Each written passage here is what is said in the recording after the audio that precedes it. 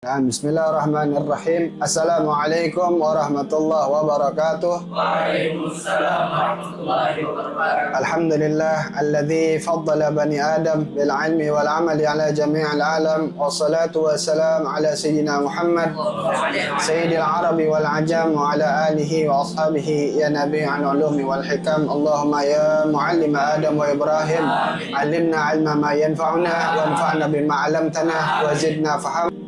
Amma ba'du, alhamdulillah mengumpul kembali kita untuk menuntut ilmu, mempelajari fikih Syafi'i daripada kitab Safinatun Najah. Melanjutkan kembali telah sampai kita kepada wa yahrumu 'alal junubi sittatu asya. Hal-hal yang diharamkan kepada orang yang junub. Ada 6 perkara. Yang mana minggu kemarin kita masuk kepada fima yahrumu 'alal muhdis, ya, hal-hal yang diharamkan bagi orang yang berhadas kecil. Muhdis di sini hadas kecil. Walaupun muhdis itu kan orang berhadas, dia bisa aja hadasnya hadas kecil dan hadas besar. Tapi di minggu kemarin kita masuknya kepada muhdisnya adalah hadas kecil. Sekarang kita masuk kepada orang yang berhadas besar. Orang yang berhadas besar itu bisa aja dia dengan karena junub atau karena haid, ya, dengan junub atau karena haid. Adapun keduanya itu nanti dibedakan, walaupun kedua-duanya tetap dalam kadar dia berhadas besar. Bayan ma yahrumu 'alal junub, kita lihat syarahnya di situ. Penjelasan atas perkara atau apa-apa saja yang diharamkan dilakukan bagi orang yang junub. Adapun nanti yang haid insyaallah minggu depan, ya. Jadi kita biar satu-satu dulu. Pertama, al-junub itu apa sih junub? Ya. Junub itu dia terjadi karena beberapa sebab. Pertama, man aulaja hasyafatahu au qadraha fi farjin au ulija fihi zalika au kharaja lahu maniyun mujibun lil ghusl ma'khudhun min al-janabah wa hiya lughatan al-bu'du wa syar'an amrun i'tibariyun yaqumu bil badan. Nah, gini. Junub itu apa sih? Junub adalah orang yang memasukkan hasyafahnya. Ingat hasyafah, ya? Ya, kepala dari zakar. Memasukkan hasyafahnya atau sekadar hasyafah. Kalau memang hasyafahnya nggak ada. Nah, kemana ya? Ke farj. Kemaluannya wanita. Atau yang, ya, farj yang dimasukkan oleh hasyafah. Jadi beda. Kalau yang pertama adalah yang memasukkannya dia dalam keadaan junub ketika hasyafahnya sudah masuk, atau dia yang dimasukkan hasyafah pun juga sama dalam keadaan junub. Jadi kedua-duanya, nggak salah satu. Nggak, karena kan ente yang mampir. Nah, jadi ente yang ini bawain dagangan, bawain apa namanya, paham maksudnya?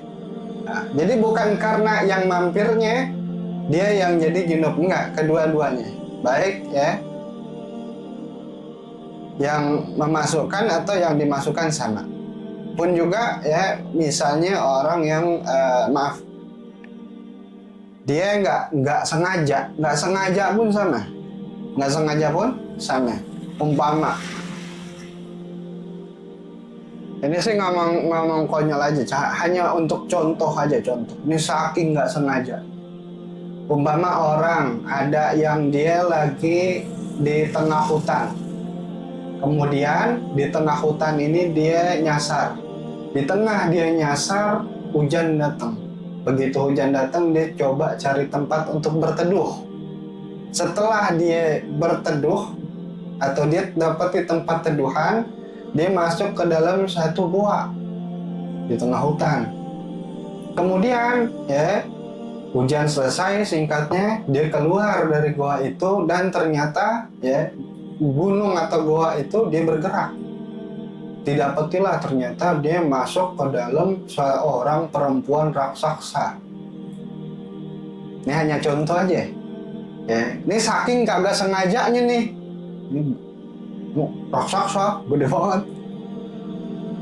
Begitu dia masuk, didapetin, diketahuin bahwa dia barusan masuk ke dalam raksasa. Hasyafahnya kan sudah juga masuk berikut orangnya. Tetap setelah dia tahu bahwa itu perempuan raksasa, ya, dengan dia masuk tadi, dia sudah dalam keadaan junub. Dia sudah dalam keadaan junub. Jadi nggak urusan mesti masuknya itu gimana, nggak. Pokoknya kalau sudah, ya itu dalam keadaan dia junub. Kemudian apalagi yang disebut junub, kharajalahu maniyun. Begitu juga orang yang keluar mani dengan banyak sebabnya, baik itu dia dari mimpi maupun dari jima atau dari hal-hal lain, ya, yang membuat maninya itu keluar. Itu semua sama kadarnya dia keluar mani. Yes. Mani itu seperti apa? Seperti di bab yang sebelumnya yang sudah dijelaskan, ya, dengan ciri-cirinya. Maka dia dalam keadaan junub. Nah, orang yang tadi seperti itu disebut junub. Dia berhadas besar, tapi hadas besarnya masuknya kepada junub. Orang yang junub, dia punya hal-hal yang diharamkan untuk dilakukan semasa dia masih junub. Ada 6 perkara yang diharamkan bagi orang yang junub. 4-nya sama seperti orang yang punya hadas kecil. Diharamkan bagi orang yang punya hadas kecil, 4-nya sama. Ya. Pertama dari 4 itu adalah as-salatu. As-salatu, salat. Salat bagi orang yang junub sama haram, begitu juga bagi orang yang berhadas kecil. Kemudian at-tawaf pun juga sama. Orang yang punya hadas kecil dengan orang yang punya hadas besar, dalam artian junub di sini babnya, itu sama, dia haram untuk tawaf. Sedikit tambahan tentang tawaf, kemarin kita sudah jelaskan masalah tawaf bagi orang yang berhadas kecil, dia boleh taklid nantinya, ya. Ingat kan? Boleh taklid dari awalnya, sebelumnya dia pakai mazhab Imam Syafi'i, kemudian dia taklid di sana, hanya di sana, ya, hanya di sana aja. Dan adapun taklidnya itu batal Imam Malik, umpama batal pakai Imam Malik, wudunya pun harus dengan cara Imam Malik. Jadi masih sepakat, nggak boleh cara batalnya adalah batal Imam Malik, kemudian wudunya tadi pakainya wudu Imam Syafi'i. Di mana bedanya antara Imam Syafi'i dan Imam Malik? Ya, paling ketara perbedaannya adalah pada saat membasuh kepala. Kalau di Imam Syafi'i, membasuh sebagian kepala adalah rukun, menyeluruhkannya adalah sunnah. Nah, kalau di Imam Malik seluruhannya, ya, sampai ke tempat-tempat yang tersembunyi. Jadi mesti diseluruhkannya. Itu menjadi rukun. Nah, jadi kalau cara wudhunya sudah dengan cara wudhu Imam Malik, baru dia boleh batal dengan wudhunya Imam Malik. Jadi jangan main comot-comot aja tuh. Sama seperti orang misalnya datang ke kondangan umpama aja nih. Karena dia tahu dari YouTube, dari mana, ya, dari sosmed, bahwa kalau wudhu Imam Malik misalnya atau wudhu Imam Abu Hanifah misalnya nih, itu nggak batal kalau bersentuhan dengan yang bukan mahram selagi tidak ada syahwat. Wah, dia datang tuh ke mana? Ke kondangan. Misal dia ketemu ame orang, salam-salaman. Ini ngomong umpama aja nih, salam-salaman, begitu salaman, di tengah-tengah kondangan dia sholat zuhur. Dia pikir masih ada wudhu nih di rumah, belum batal karena kentut, tapi dia nggak tahu bahwa dia sebenarnya sudah batal karena pakai cara Imam Syafi'i. Akhirnya begitu sholat zuhur dia main sholat aja, ditegur sama temennya, bukannya tadi itu salam-salaman, udah batal harusnya. Enggak, aneh kan nonton di sosmed, aneh lihat. Kalau di mazhab Imam Malik kagak batal selagi aneh nggak pakai syahwat. Enggak, aneh nggak bersyahwat kok tadi. Nggak benar? Nggak bersyahwat. Iya, mas, bukan masalah syahwatnya. Ya, masalahnya wudhu ente, wudhu Imam Syafi'i, maka batal Imam Syafi'i. Nggak boleh cara wudhunya Imam Syafi'i, batalnya Imam Malik. Itu nggak boleh. Jadi kalau mau ngambil begitu, hatta taklid pun, ya itu dia mesti satu paket. Nah, kita lanjut lagi. Wa tawaf, ya, yang kedua adalah tawaf yang haram dilakukan bagi orang yang berhadas besar dengan artian junub. Sama seperti hadis kecil.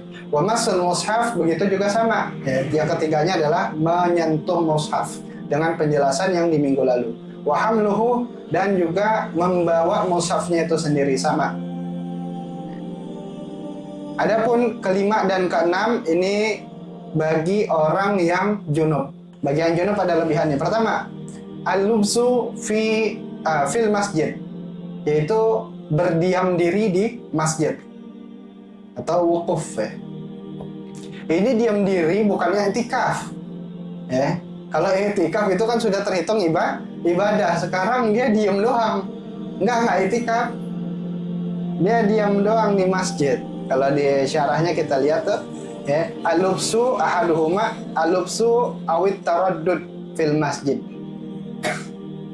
yaitu diam diri di masjid atau dia mondar-mandir. Mondar-mandir. Orang yang junub, kagak boleh diam diri di masjid atau mondar-mandir.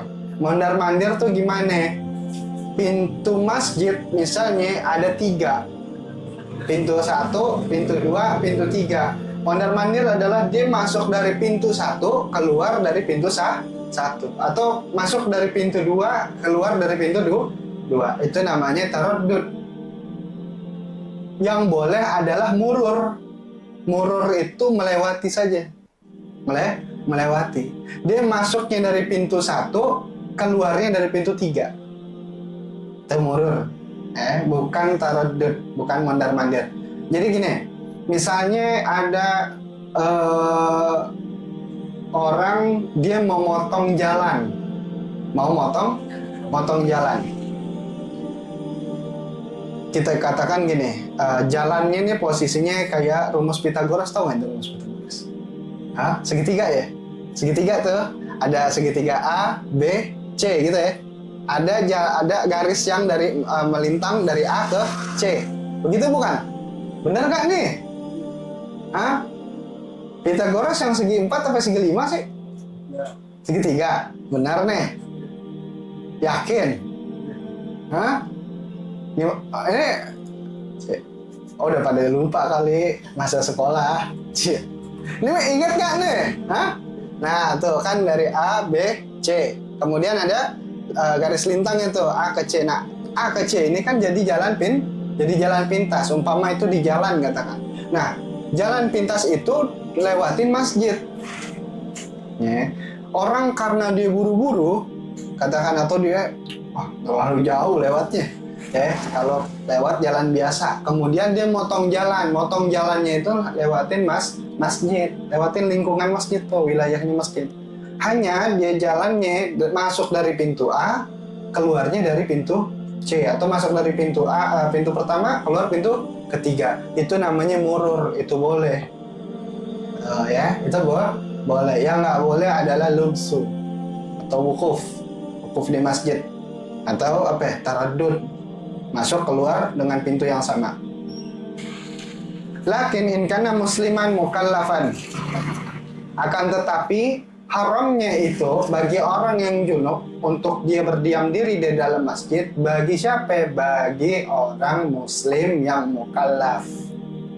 Orang muslim mukallaf. Kalau yang nggak muslim kagak. Yang nggak muslim nggak haram. Jadi haramnya hanya bagi yang muslim. Makanya ya diantaranya sahabat itu ketemu sama Raja Persia atau perwakilan Raja Persia itu di Masjid Nabawi. Yang saat itu orangnya ini ya, nemuin sahabat, nemuin Sayyidina Umar kalau nggak salah, radhiyallahu an. Nah, orang ini yang nemuin Sayyidina Umar dalam keadaan apa ya? Belum muslim. Belum muslim. Kan ada bahasanya gini. Apa ya?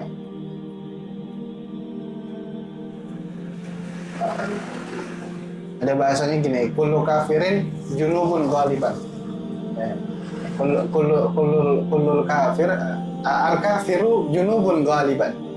Orang kafir mayoritasnya itu junub, atau orang non muslim, ya sama aja sebenarnya. Non muslim itu mayoritasnya junub. Dalam arti mereka kan nggak belajar fikih seperti kita ya. Jadi dibilang junubnya seperti itu. Nah, ya udah, itu dibolehkan. Ya. Dengan catatan tidak menghinakan masjid. Tidak menghinakan masjid. Jadi masuk orang non muslim ke dalam masjid itu boleh gak? Boleh, nggak usah ragu-ragu, boleh. Tapi hati-hati, jangan boleh buat kampanye. Tentang boleh. Jadi kalau mau masuk misalnya dia mau nemuin seorang ustadz, dia mau apa ya? Nambah-nambahin semen bakal masjid, dia dengar karena dia tinggal di wilayah masjid yang lagi masjidnya itu direnovasi, kemudian dia dengar butuh apa ya, tambahan, kebetulan dia non muslim tapi kaya tapi juga dermawan, dia pengen apa ya, bantuin masjid, bantuin pondok pesantren misalnya. Kemudian dia masuk menemuin ustadznya, kata ustadznya, udah nanti datang jam sekian, nanti di masjid. Dia lihat, oh ustadznya lagi sholat. Udah ditungguin, dia kagak ngerti, dia diem aja di dalam masjid. Nah, itu boleh, nggak apa-apa, jangan diusir.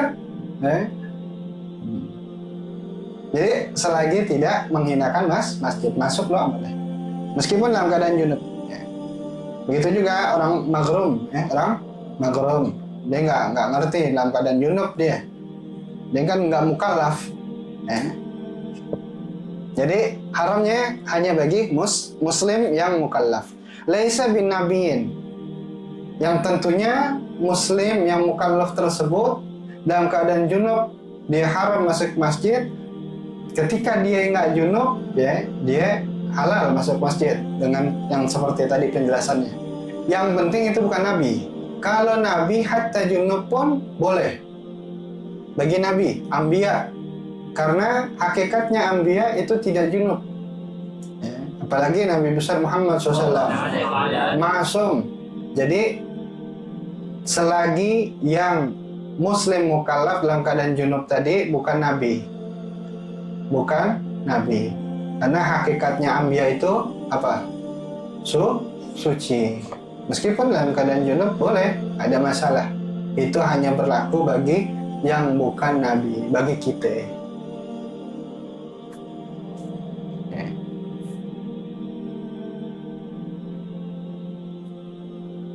Jadi karena memang, atau kadang misalnya ada riwayat tentang hal yang lazimnya kalau itu seperti kita, jadi apa, seperti manusia biasa kayak kita itu jadi junub misalnya, yaitu katakan saja sudah itu memang dijunubkan oleh Allah Ta'ala memang untuk biar jadi hukum, seperti masalah qadha sholat.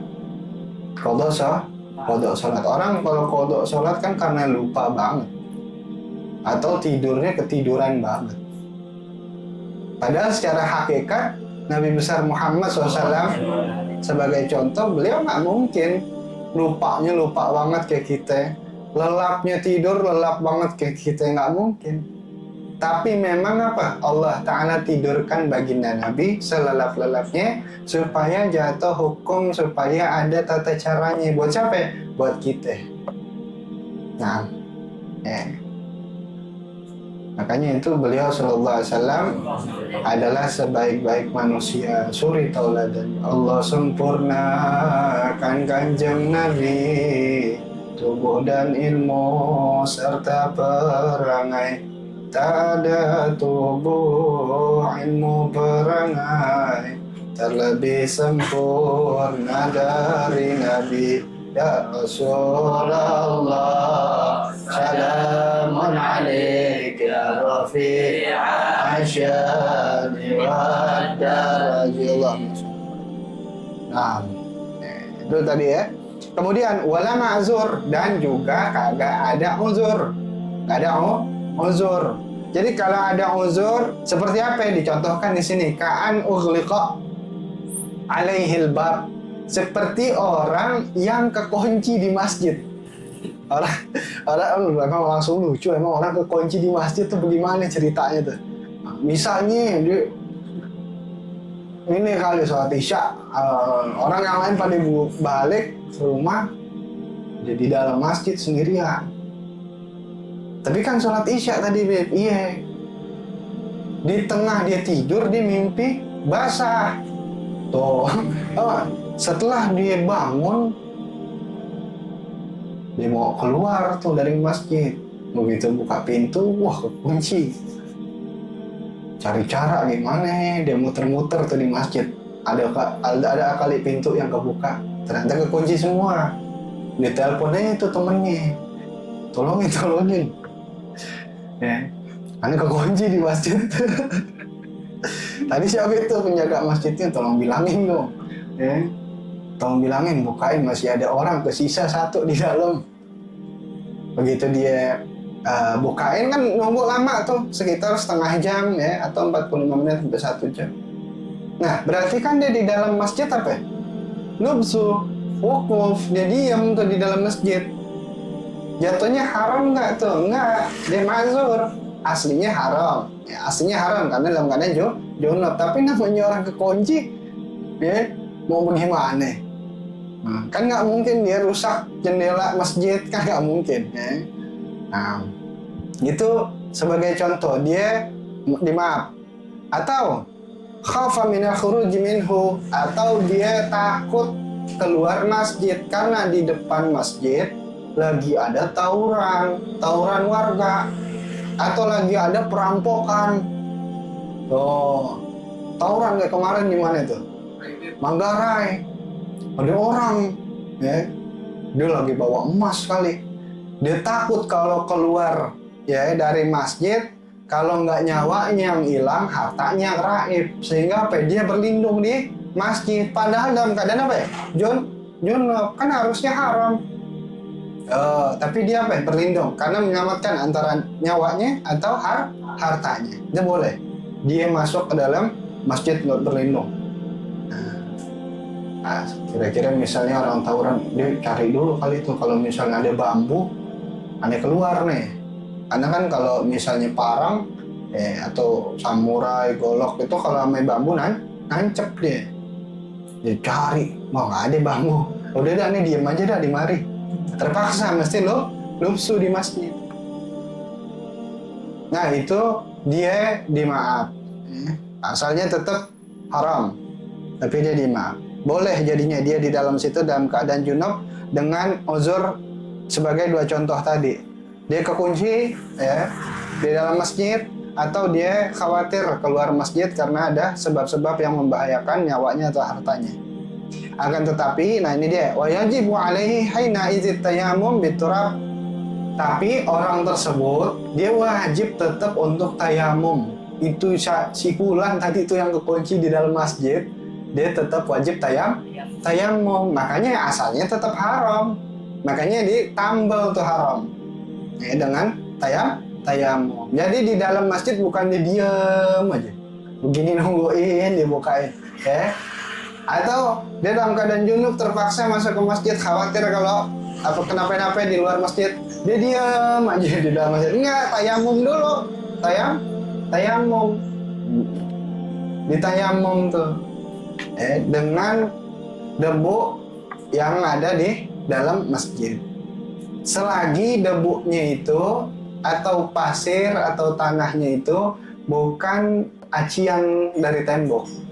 Kita katakan acian di tembok. Jadi kalau masjid kita kan kebanyakan pakainya marmer. Ya. Kalau di misalnya kayak di Maroko, di Mesir atau di Hadramaut barangkali itu masjidnya kan beberapa ada yang temboknya ya udah kayak acian. Kayak model batu gitu, kayak batu disusun dikasih semen putih aja tuh. Nah itu kan kalau misalnya ya, atau bagian-bagian masjid deh, nggak mesti di luar negeri, di Indonesia bagian-bagian masjid yang kalau diambil tanahnya, ya ambil tanahnya, itu dia bisa jadi gompal, bisa jadi gompal, dia ngerusak bangunan aslinya itu masjid. Itu jangan pakai yang itu, pakainya yang lain yang nggak ngerusak dinding masjid. Ya. Misalnya kalau di kita kan kebanyakan pakai marmer ya, bener ya, ubin, taruh di tembok, nah itu aman tuh sih, nggak rusak. Itu kita ambil aja tuh dari ujung masjid ke ujung masjid, sekalian bersihin debu. Kita kopas debunya, kita copy paste. Nah, ya itu jadi tetap dia wajib untuk tayamum. Kemudian 6 adalah yang haram bagi orang junub qiraatul Quran, yakni membaca Al-Quran. Kalau tadi urusannya sebelumnya Imam mushaf, menyentuh mushaf dan membawa mushaf, sekarang membaca Al-Quran. Nah, qiraatul Quran biqasdil Qur'ani wahdaha. Yang haram dilakukan bagi orang yang junub dalam membaca Al-Quran adalah jika dia niat atau bertujuan membaca Quran secara langsung. Jadi meskipun dia nggak megang mushaf, tapi dia hanya baca, niatnya baca Quran, maka dia haram. Au ma'a ghairiha, atau niatnya baca Quran dan baca selain Quran, ya itu haram bagi orang yang junub. La in qasada ghairaha wahdah, nggak apa-apa kalau dia bertujuan hanya baca selain niatnya atau tujuannya untuk baca Quran. Selain tujuannya baca Quran itu boleh. Yang nggak boleh adalah kalau dia bertujuan baca Quran atau barengan baca Quran dan baca yang bukan Quran. Tapi lagi ya, Anda ulang, kalau dia bacanya bukan bertujuan baca Quran, maka boleh, nggak haram. Seperti apa? Misalnya dia baca Bismillahirrahmanirrahim atau baca Alhamdulillahirabbil alamin. Quran bukan? Quran, suratnya apa? Al-Fatihah. Kalau dia baca Alhamdulillahirabbil alamin dengan tujuan baca Quran dalam keadaan junub, maka haram. Tapi kalau dia niatnya Alhamdulillahirabbil alamin, habis dapat nikmat dia ngucapin hamdalah, dia jatuhnya tidak berniat untuk baca Quran. Dia tidak bertujuan baca Quran, dia hanya membaca apa? Zikir. Kalau zikir boleh, atau ngambilnya doa yang diambil dari Al-Quran. Misalnya apa? Rabbana atina fid dunya hasanah wa fil akhirati hasanah wa qina azabannar, atau bismillahirrahmanirrahim wa mursaha inna rabbi laghafurur rahim. Allahumma majraha apa bismillahirrahmanirrahim? Iya, cakep banget. Berarti ente biasa baca bagus. Bismillahirrahmanirrahim mursaha inna rabbi laghafurur rahim. Itu dari Al-Quran. Tapi kalau ente niat atau bertujuan baca kalimah tadi hanya untuk apa? Zikir atau hanya untuk doa, maka dia tidak haram dalam keadaan junub. Jadi tambahan daripada hal-hal yang diharamkan bagi orang yang junub ada 2 ya. Totalnya ada 6, tambahannya ada berapa ya? 2, karena yang 4-nya adalah sama dengan yang haram bagi orang yang berhadas kecil. Jadi apa aja tadi? Pertama sholat. Yang haram bagi orang junub pertama adalah sholat, kedua tawaf, ketiga menyentuh mushaf, keempat membawa mushaf, kelima berdiam diri di masjid, yang keenam membaca Al-Quran jika ditujukan memang sengaja untuk membaca Al-Quran. Jika zikir atau doa tidak. Wallahu a'lam bissawab. Insyaallah lanjutannya bayan ma yahrum 'alal haid, yang haram dilakukan bagi orang yang haid. Mudah-mudahan sedikitnya bermanfaat. Wa bisirril Fatihah. A'udzubillahi minasyaitonir rajim. Bismillahirrahmanirrahim. Alhamdulillahi rabbil alamin. Arrahmanir rahim. Maliki yaumiddin. Iyyaka na'budu wa iyyaka nasta'in. Ihdinas siratal mustaqim. صراط الذين أنعمت عليهم غير المغضوب عليهم ولا الضالين آمين يا علي يا كبير يا عليم يا قدير يا سميع يا بصير يا لطيف يا خبير يا علي يا كبير يا عليم يا قدير يا سميع يا بصير يا لطيف يا خبير يا علي يا كبير يا عليم يا قدير يا سميع يا بصير يا لطيف يا خبير يا فارج الهم يا كاشف الغم يا من لعبده يغفر ويرحم يا فارج الهم يا كاشف الغم يا من لعبده يغفر ويرحم يا فارج الهم يا كاشف الغم يا من لعبده يغفر ويرحم نستغفر الله رب البرايا نستغفر الله من الخطايا نستغفر الله رب البرايا نستغفر الله من الخطايا نستغفر الله رب البرايا نستغفر الله من الخطايا نستغفر الله رب البرايا نستغفر الله من الخطايا لا إله إلا الله لا إله إلا الله لا إله إلا الله لا إله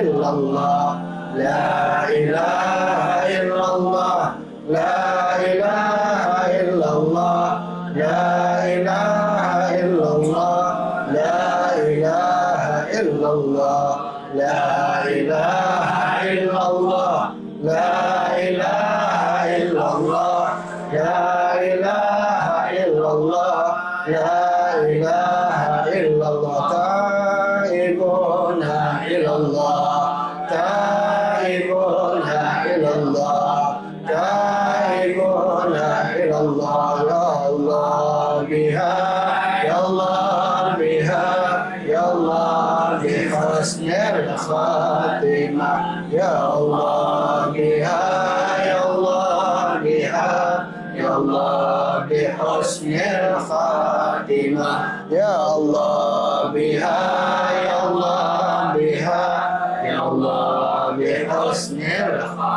بسم الله الرحمن الرحيم الحمد لله رب العالمين حمد في نعمك في مزيدا اللهم صل وسلم وبارك على سيدنا محمد وعلى ال سيدنا محمد ولقد اشرت لنعت من اوصافه تحيي القلوب وتحيي الاشجان والله قد اثنى عليه فما يساوي القول منا ويكون سنانا لكن حب في السرائر قد دعا لمديح صفوة ربنا وحدانا وإن امتزجنا بالمودة ها هنا نرفع عيني فكرنا ورجانا للواحد الأحد العلي إلهنا متوسلين بمن إليه دعانا واختاره وحبيبه وصفيه زين الوجود به الإله حبانا يا ربنا يا ربنا يا ربنا بالمصطفى اقبلنا عجب دعوانا أنت لنا يا ذخرنا في هذه الدنيا وفي أخرانا أصلح لنا الأحوال واغفر ذنبنا ولا تؤاخذ ربي إن أخطأنا